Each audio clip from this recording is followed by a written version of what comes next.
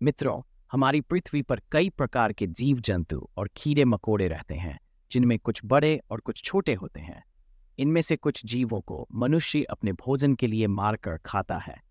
अब सवाल ये उठता है कि क्या भगवान ने इन जीवों को मांस के रूप में खाने के लिए ही बनाया है, और क्या मांस खाना पुण्य है या पाप?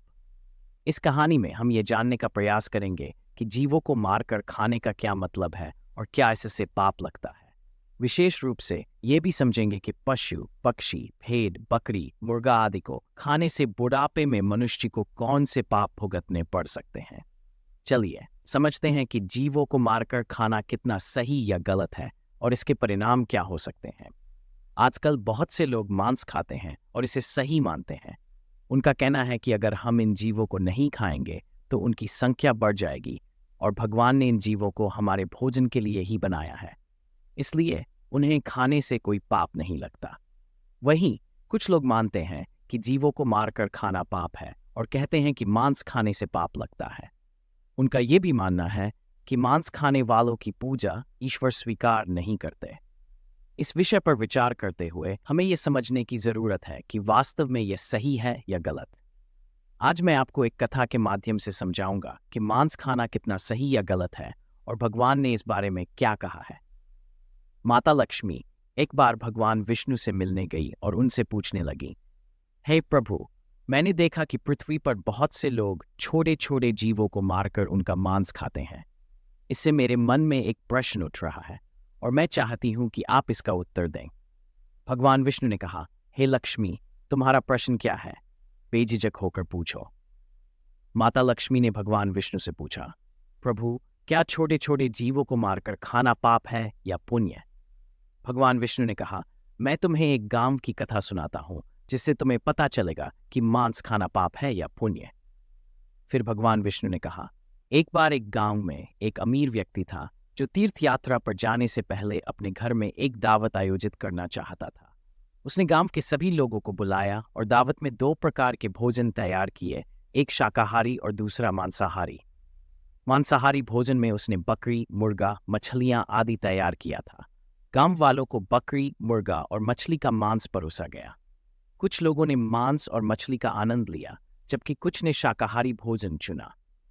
जब दावत समाप्त हुई तो उस अमीर व्यक्ति ने सभी को एक जगह बुलाया और कहा कि भगवान ने इन जीवों को हमें खाने के लिए ही बनाया है। उसने कहा कि भगवान ने हमें मांस खाने के लिए इन जीवों को पैदा किया है और इसलिए मांस खाना कोई पाप नहीं है। इस पर गांव के एक 12 साल के लड़के ने कहा, श्रीमान, आप गलत कह रहे हैं। लड़के की बात सुनकर वहां मौजूद सभी लोग हैरान रह गए। फिर अमीर व्यक्ति ने कहा, बेटे, तुम्हारा क्या मतलब है? लड़के ने उत्तर दिया, श्रीमान, भगवान ने सभी जीवों को बनाया है, लेकिन उन्हें मारकर खाने के लिए नहीं। भगवान ने इन जीवों को जीवन जीने के लिए बनाया है, न कि खाने के लिए। जैसे हमें चोट लगने पर दर्द होता है, वैसे ही इन छोटे जीवों को भी दर्द होता है।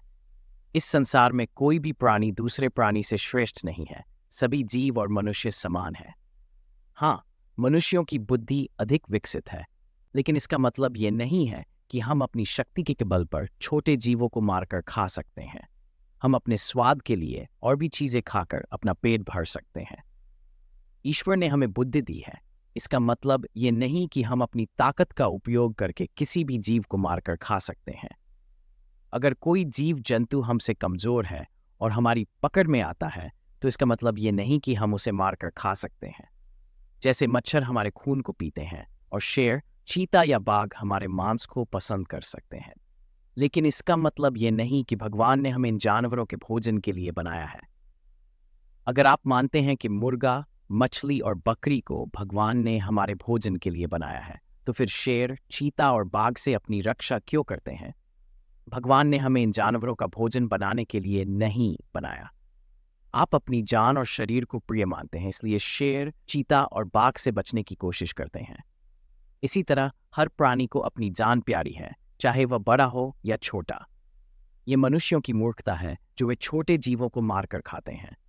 उस छोटे लड़के की बात सुनकर उस धनी आदमी का मुंह बंद हो गया और गांव के सभी लोग उसकी बात से सहमत हो गए।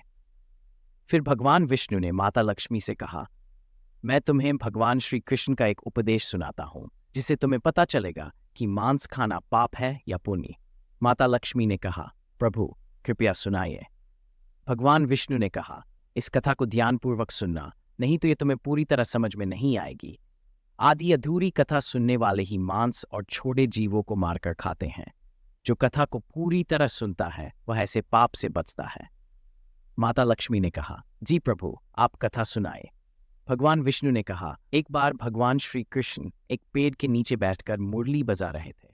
तभी एक हिरण तेजी से उनके पास आया और उनके पीछे छुप गया।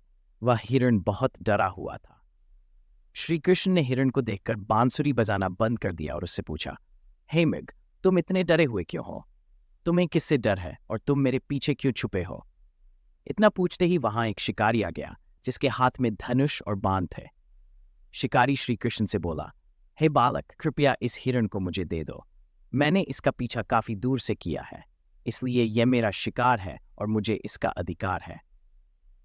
श्री कृष्ण ने शिकारी से कहा, किसी भी जीव पर किसी का अधिकार नहीं होता, हर प्राणी पर केवल उसका ही अधिकार होता है। तुम कहते हो कि इस हिरण पर तुम्हारा अधिकार है और तुम इसे शिकार करोगे, लेकिन यह अधिकार तुम्हें किसने दिया? किसी भी प्राणी को मारने का अधिकार किसी को नहीं होता, न उसे जिसने इसे जन्म दिया है, न ही किसी और को। क्या तुम इस बात को नहीं मानते कि किसी जीव को मारना पाप है? शिकारी ने कहा, हे बालक, किसी जीव के मांस का भोजन करना पाप नहीं है। मैं उन्हें इस मोह माया से मुक्त करता हूं, तो ये पाप कैसे हो सकता है? और अगर मैं नहीं खाऊंगा तो कोई और ही इन्हें मारकर खा लेगा। राजा लोग भी शिकार करते हैं, तो फिर जीवों को मारना पाप क्यों है? श्री कृष्ण ने देखा कि शिकारी की बुद्धि मांस खाने से मंद पड़ गई है और उसे पाप पुण्य का सही ज्ञान नहीं है। इसलिए श्री कृष्ण ने उसे एक कहानी सुनाई। मगध देश में एक बार भयंकर अकाल पड़ा। लोगों की फसलें पूरी तरह से नष्ट हो गईं और वे भूख से मरने लगे। राजा को इस बात की बहुत चिंता हुई और उसने सोचा कि लोगों को कैसे बचाया जाए। उसने अपनी सभा बुलाई और मंत्री से पूछा कि इस भुखमरी से कैसे निजात पाया जा सकता है। सभा में उपस्थित सभी मंत्री सोच में पड़ गए कि क्या किया जाए। तभी एक मांस खाने वाला व्यक्ति बोला कि यह मांस को भोजन में शामिल करने का सही मौका है। शिकारी ने राजा को सुझाव दिया कि भुखमरी से निपटने का एक तरीका यह है कि हम जीवों को मारकर उनका मांस खा लें। इससे न केवल भुखमरी का संकट दूर होगा, बल्कि हमें धन भी खर्च नहीं करना पड़ेगा और हमारा पेट भर जाएगा। सभा में मौजूद सभी लोगों को यह सुझाव सही लगा और उन्होंने इसे स्वीकार कर लिया। लेकिन राजा के महामंत्री को यह विचार ठीक नहीं लगा और वह चुपचाप बैठे रहे।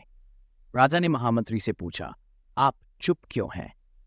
महामंत्री ने जवाब दिया, महाराज, मुझे लगता है कि जीवों को मारकर खाना सही नहीं है। मैं अपनी राय कल दूंगा। रात को महामंत्री उस व्यक्ति के पास गए जिसने मांस खाने का सुझाव दिया था। उन्होंने कहा, भाई, राजा की तबीयत बहुत खराब हो गई है। वैद्य ने बताया है कि अगर राजा को किसी मोटे और ताजे इंसान का थोड़ा सा मांस मिल जाए तो वह ठीक हो सकते हैं।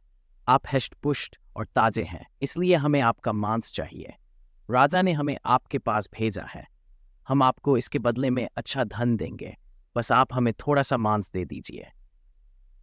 मंत्री की बात सुनकर वह आदमी बहुत डर गया।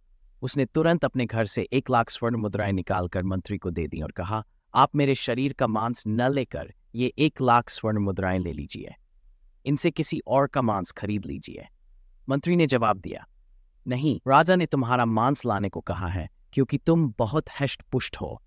थोड़े से मांस देने से तुम्हारा कुछ नहीं बिगड़ेगा और राजा की जान भी बच जाएगी। इसके बदले में राजा तुम्हें मंत्री का पद भी देंगे। ये सुनकर वह व्यक्ति मंत्री के पैर पकड़ते हुए बोला, मंत्री जी, कृपया मुझे माफ कर दीजिए। मैं अपने शरीर का मांस नहीं दे सकता। इतना कहकर वह वहां से भागने लगा। मंत्री ने कहा, तुम्हें भागने की कोई जरूरत नहीं है। यदि तुम अपना मांस नहीं देना चाहते तो भी मैं तुम्हारी 1,00,000 स्वर्ण मुद्राएं लेता हूं। इतना कहकर महामंत्री वहां से चले गए। उन्होंने एक एक करके सभी के घर जाकर अपने शरीर का थोड़ा मांस देने का आग्रह किया, लेकिन किसी ने भी मांस देने की बात नहीं मानी। सभी ने मांस के बदले मुद्राएं दी। किसी ने 1,00,000 तो किसी ने 2,00,000 मुद्राएं दी। इसके बाद महामंत्री उन मुद्राओं को लेकर राजा के पास वापस लौट आए। अगले दिन सुबह लोग राजा के महल पहुंचे और महामंत्री भी मुद्राओं को लेकर दरबार में पहुंचे। राजा ने जब बहुत सारी मुद्राएं देखी तो उन्होंने पूछा, महामंत्री, ये सारे पैसे कहाँ से आए? महामंत्री ने राजा को पूरी बात बताई और कहा, महाराज, मैंने लोगों से झूठ बोलकर कहा कि आपकी तबीयत खराब है और थोड़े से मांस की जरूरत है। इस बहाने से मैं उनके घर गया और सबसे यही बात कही, लेकिन कोई भी मांस देने को तैयार नहीं हुआ और सभी ने इसके बदले पैसे दिए। अब आप सोचिए, इन लोगों ने अपने शरीर का मांस देने से मना कर दिया और इतने पैसे दे दिए। ये वही लोग थे जिन्होंने कल सभा में कहा था कि मांस खाकर हम भुखमरी से बच सकते हैं। भगवान श्री कृष्ण ने शिकारी से कहा, जरा सोचो, जब इंसान अपना थोड़ा सा मांस देने को तैयार नहीं होता तो जीवित जानवरों को मारकर खाने पर उन जानवरों को कितना दर्द होगा। यही कारण है कि हमें किसी भी जीव को मारकर नहीं खाना चाहिए। हर जीव के लिए उसका शरीर और प्राण उतने ही महत्वपूर्ण हैं जितने कि हमारे लिए। अगर कोई तुम्हें मारकर खा जाए तो तुम्हें कैसा लगेगा? जिस तरह तुम इस हिरण को मारना चाहते हो, अगर कोई बड़ा जानवर तुम्हें शिकार बना ले तो तुम्हें समझ में आ जाएगा कि किसी को मारना कितना दर्दनाक है। इसलिए हमें दूसरों के शरीर और प्राणों का सम्मान करना चाहिए।